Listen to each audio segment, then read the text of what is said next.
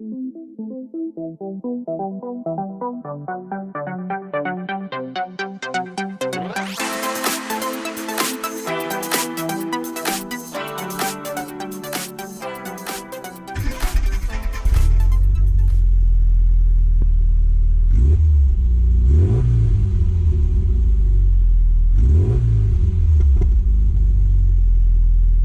Mini enthusiasts, how you doing? Welcome back. I hope you're having a great day.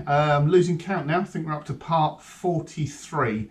But anyway, lots of bits and bobs today, so I'm not quite sure what I'm doing yet or what order I'm doing it in. First thing I'm going to do though is paint that dash rail up the side of the A-pillars. I'll probably go all the way up the side of the A-pillars. I'm going to take the whole headlining out and replace that. But for the moment, I'll probably just cut it back because I don't want to take the back windows out yet. I've got some nice new NGK spark plugs to go in. Aside from that, I need to clean up all those horrible looking bits over there and paint them, get them ready to go back on the car. I just need to start putting stuff back together. So I'll try and dip out here and there as we go through and just give you a bit of an update. So first thing first is this dash rail.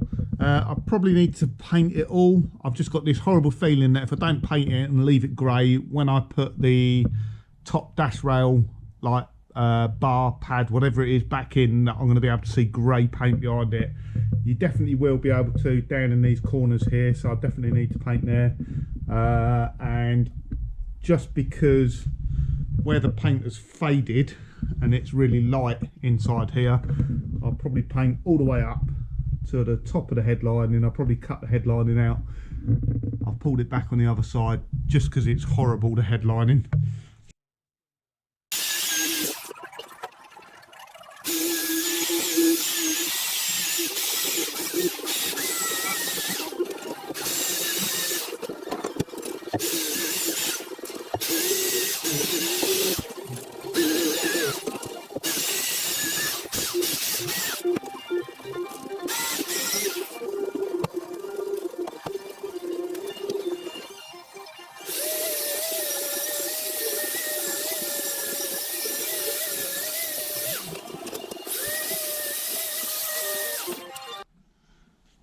That's probably a bit over top for what it is. So that's just the clutch slave cylinder bracket, but it was heavily pitted.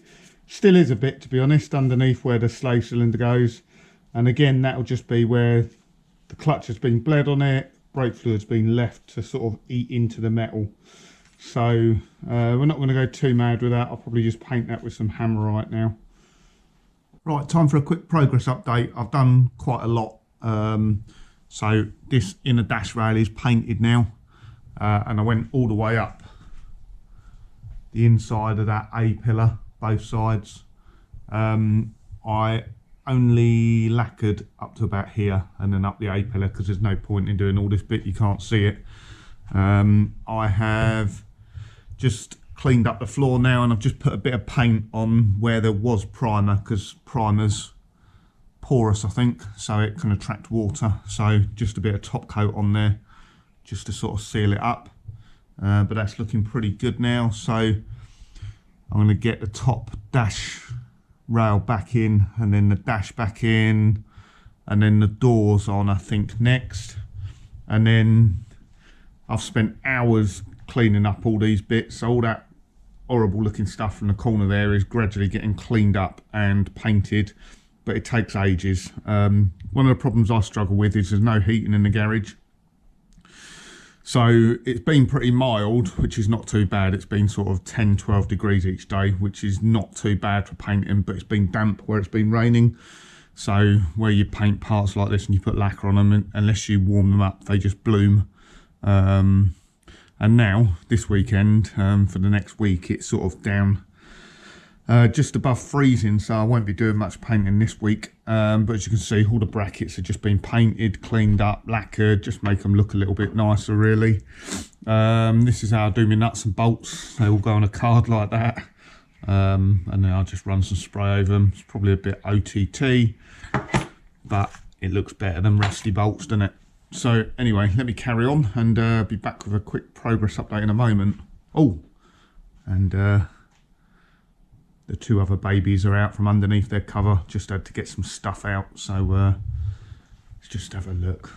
Like I say, I forget how nice they are. They are getting a little bit dusty under the covers, but not too bad at all, to be honest.